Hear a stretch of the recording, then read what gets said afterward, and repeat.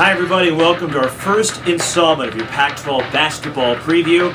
You were with us all season long in football. Now we're shifting over to basketball, and joining us for the basketball season, former Stanford Guard and radio analyst for the Cardinal, Drew Shiller. Drew, it's great to have you on board. Looking forward to what should be an exciting year of Pac-12 hoops. Glad to be here. First conference games are under our belts, and we're here on week 2, ready to go.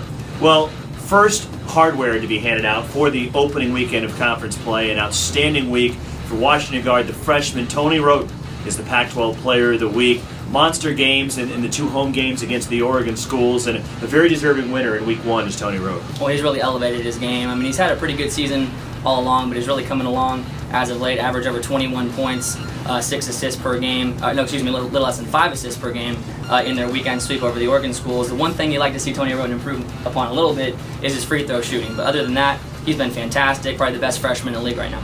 For a Washington team that was a bit up and down to start the season through the non-conference, they get off on the right track in Pac-12 play, a home sweep of the Oregon schools that have been playing pretty well. Yeah, it was really important for Washington, especially with their losses to St. Louis, Nevada, South Dakota State at home, and then on the national scale when they lost to Duke and Marquette. But it was very important for them to get off to a good start, and they defend their home court. I mean, they're one of the toughest teams at home in the league, so they're going to take their show out on the road this week at Utah and Colorado. So we'll see if they can win away from the Alaska Airlines Arena. A couple of the players who were garnering attention for Pac-12 Player of the Week, the first installment, at least for conference play.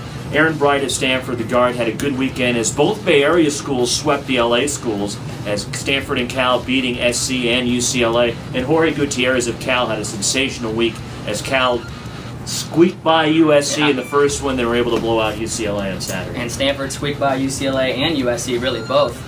But no, it was definitely big for the Bay Area schools to defend their home court, especially to open off Pac-12 play.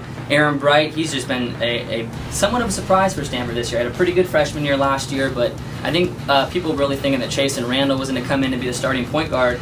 But the ability for Aaron Bright and Chase Randall to play together in the backcourt has been really big for Johnny Doggins. And Aaron Bright down the stretch made a lot of big plays, knocked down some big threes in both the games. And then at the free throw line, he's been fantastic. He went 5 for 5 against USC to help Stanford get that win.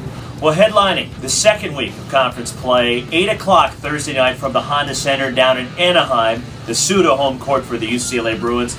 They entertain Arizona. The Wildcats come in with that young, talented group, Drew, and then you have UCLA, who's desperate for a win. Well, Arizona struggled a little bit in the early on in the season, just like everyone in the Pac-12 was for a certain time, but they blew out Arizona State. They were up by as many as 24 in the second half. But yeah, you're right. No, they're going to be playing a UCLA team that's 0-2 to start conference play, and they really need to win at their home court at the Honda Center. So look for the Bruins to give a good effort because they're going to need to get that one.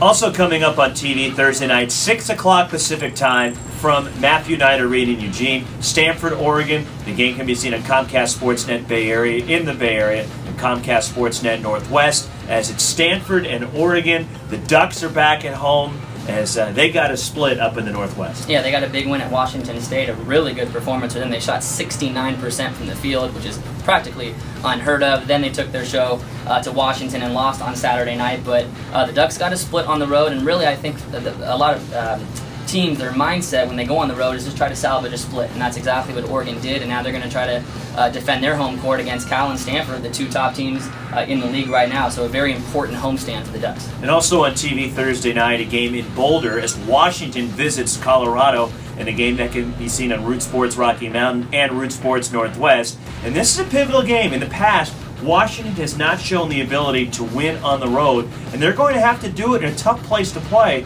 In Boulder, Colorado, the Buffs play really well at home. Well, especially with that altitude. I mean, they're going to have a home court advantage just with teams that are not used to playing in that thin air. Washington at 2-0 right now has a chance to really leap maybe into the top of the league by getting to 3-0. And then everyone knows that Utah has definitely been struggling. So when Washington thinks about going to play the Utes, they can forecast hopefully getting to 4-0, and then they'll return home. So an opportunity for Washington to try to separate themselves from the pack.